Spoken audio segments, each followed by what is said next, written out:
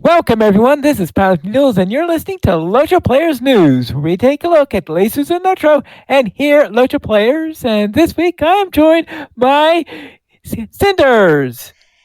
Hello! I am here. Welcome. And this week, we have a bit of news concerning Update 41. First off, we have another beta this week, Update 41, build number 4. And things are starting to stabilize, except for one little thing in there, and that is that they finally were ready to have birding to show on the test release, everybody to see it, and there was an oopsies. Yeah, there was an oopsie in there. Yeah, so I believe that if you tried to interact with something in there, it would whack. So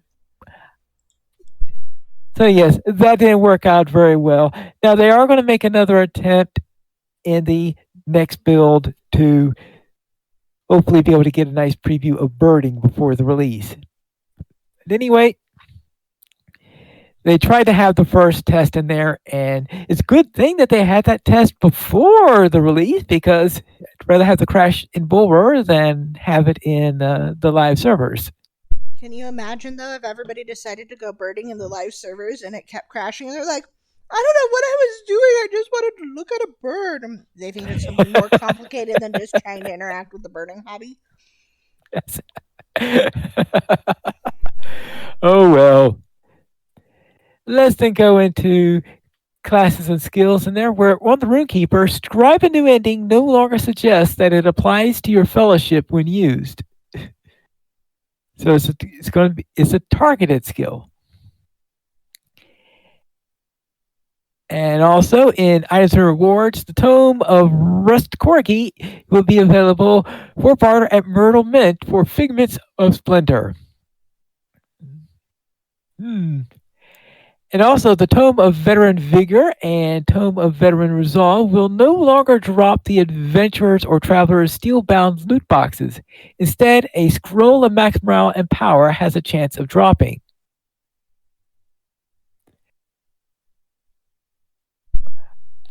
It sounds like, though, I guess I'm not too sure what a Tome of Veterans Vigor or it sounds like maybe one of half of the max morale potion and power scroll or something like that, or not. I would guess it's half of one or the other. Right, and that they decide, let's just consolidate the items. Yeah. And newly acquired Adventurers loot box gear for level 150 characters will now scale to item level 517 to 519. Sounds like a good reason to buy some loot box keys, huh? As for PvP and the Entmores, they have done the following to the kill task quest purchased from Gransfoot and Glendbreg. There are no longer tiers associated with these tasks. There is only one task. The kill count for these has been increased to 50 kills, and the weekly quest previously advancing by each completion of either skill task or the kill task now provides 5 of the item needed to satisfy the objective for the weekly quest. I'm going to be so disappointed if it goes live and you log in and you go to get the thing and it doesn't somewhere and they say, you have one task. Kill! Oh, well. Because that would be that's a perfect opportunity to do something like that. And I hope they take the opportunity and run with it. And in localization, a typo has been corrected on the Middle-earth map in German. And that's it for the changes on that are for this week. So not many changes from last time. So things are starting to get stabilized. In fact, they have announced that they have several things up for the next couple weeks. First off, on Monday, they do plan to have another test But this time, this test build will be on the Mordor server again instead of on Bulbar. And this is going to be a test for normal levels, meaning they want to test how the server operates under normal load as opposed to the ultralight internal test loads or the stress test that they had a couple of weeks back. So they're going to open a Mordor server for the testing on there, see if everything is all ready on there and that it's getting ready for release. At the same time, that will be, they hope, the first real look that you'll be able to get on birding. So they will have the birding update in there, and we hope that it works this time. I mean, that would be nice. Yeah. And with that, that means that on July 31st, they are expected to release Update 41. Mm. And if all goes to plan, they will also have the opening of the Angmar and Mordor servers then, but the date's not as solid for the opening of the two servers as it is for Update 41. They're going to try to get Update 41 only at the end of the month, if at all possible. But the servers, if something goes wrong during their test next week, then that could get pushed back. Now they are going to try to have the next round or the first round of the hardtack crafting event on August 1st. Now, I think we said something about they having opened up the Forester event. Now, I haven't heard anything catastrophic happen about that. So, does that mean it's actually working? I have not seen anything about it crashing or having problems, so maybe. Ooh, all right. Because usually when there's bad news relating to that, you hear about it very, very quickly. Yeah. And finally, there are plans to have a new supporters pack along with the Update 41 release. Shire Now they have Plum not. die for war steeds in there? Shire Plum die for war steeds? I don't think so. I guess we'll have to find out when they actually put out the announcement on what's inside the supporters pack. And at first I was wondering if it was going to be bird related, but then I was remembering, wait a minute. This is the year of the dragon, so maybe they're going to have a dragon themed one instead of a bird related one, because they do have that instance coming out later in August that is to celebrate the year of the dragon. So it could be a year of the dragon thing. I think dragons could come in Shire Plum. I need to start a lobby where, like, every day I email Standing Stone Games and I just say, can we please have Shire Plum die for Warsteed Cosmetics? I should just do that every single day. And maybe by message 365, they'll be like, fine, we'll just do it.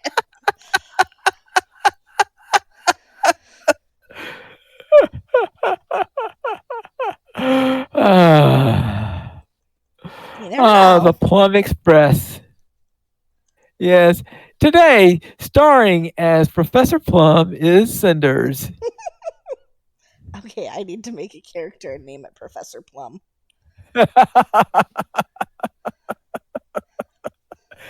Let's go into the store sales. What's on sale this week? On sale this week, you can find your Shadowfax and get 25% off select Warsteeds and mounts. Writing skills, select Warsteed Cosmetics, but there is no Shire Plum die for Warsteed Cosmetics yet. Movement speed buffs through July 25th. And your weekly coupon is for a free Slayer Deed Accelerator for 6 hours with the coupon code Dangerous Business. No spaces. Through July 25th.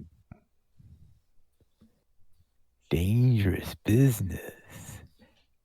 Well, then, let's go from dangerous business to in-game pets, because you seem to have a fascination for them. Well, so after reading about the Rust Corgi that was coming, I got to wondering, what or who, since our sidekicks are called pets, is your favorite in-game pet? Now, if you're including things like skirmish soldiers and lore Yep, master pets and yep, heralds, and plus the cosmetic pets. yep. Anything that shows up with the pet menu to dismiss, and or a pet button.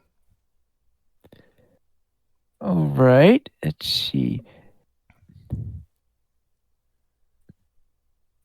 Probably the one I wind up using the most of all pets is the lynx. Okay. It was the lynx lore master pet. So I sometimes have a lynx companion as a cosmetic pet for some of the other characters. Okay. So Do you have a favorite color of the lynx? Because I know the lynx for Lore Masters comes in several different varieties. hmm. I don't think I've settled on a favorite yet, since very often I choose my pets for their utility more than anything. And the lynx so much tends to spend half its time invisible. Pine Leaf likes the invisible pets. Yeah, yeah, yeah. It basically is, yeah, pets that are unobtrusive tend to be the ones that I prefer, as opposed to the big ones. So the bigger the pet, the less likely I'm to go around fiddling with it. So what about you? So I think my favorite pet are the seemingly friendly bees, and I'm sorry about the dogs. These are my real favorite pets, but they're more my favorite when they're quiet. I think there is a cat in the backyard. But the bees, especially on M when she's all in her Shire Plum outfit, because of the way they swarm and follow you, she can, like, I can have her run around, and it looks like she's running away from bees. So she'd be like, ah, I'm being chased by bees. I think it's fun. Okay. Let's then head into our week in gaming. Cinders, what have you been up to? Well, so I have mostly played two games. The first game that I've spent the most time playing is Dinkum. And not right after, but very shortly after last week's episode, I logged in and was playing on my Dinkum world. And I was so excited because my world was peaceful and I could move all my critters around. And it discovered peaceful does not keep crocos from eating your livestock. And this one chased me, and I was running around with the little platypus, the one that makes the wool. I can't think of its name. Yeah, a pleep. A pleep, yes. So I was running around trying to move my pleeps, and they were following me because I had my pleep whistle. And I was running, and then the croco started attacking the pleep, and so I didn't have my spear. I just had my mining pick. And so I was like walloping it with my mining pick, and it was working, and then it was biting me, and then I passed out trying to save them, and then my game reset and saved. And so I was very sad knowing I want to get my pleeps back, and so I just started a new island. I was like, you started a new island because your and I started over. Yep. But also, you couldn't just buy a new pleep? Nope, I was not just gonna buy a new pleep. I was like, nope, we're done. So I started over on a new island, and I decided to take the Sans Swinda tactic of staying up till late and then doing everything that you wanted to do to earn money. So, like, after late, you have less stamina, but you don't have no stamina, and it still regens. So you can stay up as long as you want to in game, fishing and cooking your fish, so that the next morning you can sell it and make money to buy all the things that you want. So I'm just barely into August or into autumn of year one, and I already have a bank and a house, and so yeah, it's been going quite well. But the other reason that I wanted to restart was because on the island that I'd been playing, I had not had a single meteor shower, and I was already in year 2. And I was hoping with a new island I'd get better rolls for the RNG on that. I doubt that how good the RNG is Well, I was It's going hoping to for be better luck with the RNG. okay. Because Sans had like 17 of them already. 17. And she wasn't even out of year one. It was like every other night in her autumn and winter. Yeah, she had Woo. ridiculous amounts. Um, and then I played some Ark Survival Ascended with Sanswinda and played around with some of the cosmetics a bit more. So if you have the Bob's Tall Tales, I think is what it's called. Um, then you can turn all of your outfits and all of your buildings to look like a Wild West town, right? Okay. So I changed. So I built the whole structure out of stone stuff because it's safe from things like Rexes and things like that.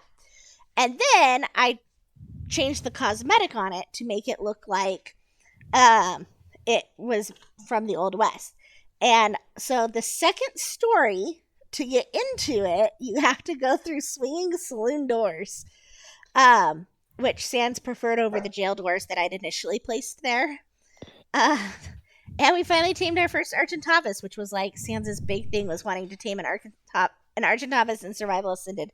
We had not yet succeeded at doing that, so we got one. And she goes, "Fire at will," and I was like, "We got to name this Archie Will, like you know that, right?" And so our Argentavis, it was male Argentavis named Will. And then I made some plans with Kiosaurus to hopefully get to play some computer games with her. I'm not quite sure what we'll be playing yet, but she is getting a brand new gaming computer and set up, so I get to play some games with her when she gets it all set up. So, hoping towards the end of this week I'll get to play with her a little bit more. How's your week, Pine Leaf? All right. I'll begin with LOTRO, where my warden joined in with the folks at Mythgard, where we went on Friday Night Fights, and we ran a couple of skirmishes, and also we dealt with a sword that was somehow stuck in the woods. In Interesting. Minecraft, I battled against a trial chamber and somehow survived running into various things with all these. See, I got breezes popping up all over the place. We had those skeletons that like the cold, and also those and those zombies, the husks, the desert zombies in there. So those were the ones that were in there. So I was battling against those in order to try to win treasure within the trial chamber. So I am surviving in there a little bit better than I was expecting. Good. Right, and then I was also playing a bit of LOTRO, so continuing along there and getting close to unlocking everything. Okay, I was gonna And say, I was gonna be like, Pine Leaf, a bit, really? I feel like every time I've been on, I get this little pop up. Pine Leaf is playing Balatro. Pine Leaf is playing Balatro. Pine Leaf is playing Balatro. I'm like, I think Pine Leaf's playing Balatro. okay. All right. That concludes my weekend gaming. I promise I'm not We spying on you, Pine Leaf. I just okay. Yes. We do not have any emails this week. People like, since when you can send it to podcast at loachplayers.com. The Players Alliance has two shows. On Saturdays at 8:30 p.m. U.S. Central Time, we record Loach Players News, and we record DDO Players News when Drac is available. And that is all for tonight. And this is Pine Needles reminding you to skirmish responsibly.